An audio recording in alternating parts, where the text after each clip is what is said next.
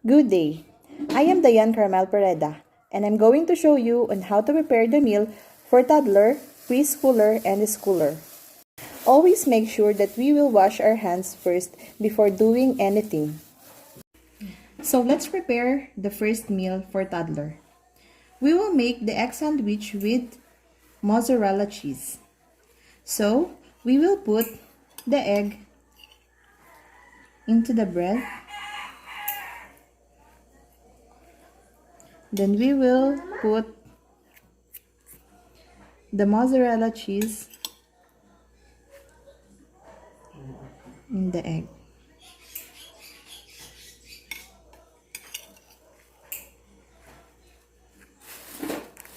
And then let us put the other side of the bread. The bread has folate enriched with vitamins and minerals, and it has zero trans fat and cholesterol free. The egg contains fewer calories and it has protein, vitamins, and minerals. The cheese also has protein and calcium. Next is food for preschooler. We will have sweet potato with a twist of honey.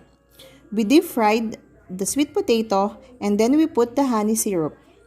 We all know that sweet potato is rich in vitamin A and the honey is rich with vitamin B, magnesium, and calcium. Next is the meal for schooler.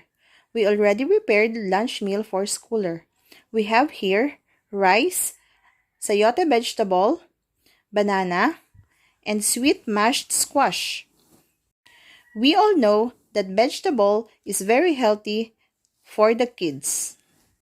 So we're done. We always make sure that all children will enjoy their meal. Thank you.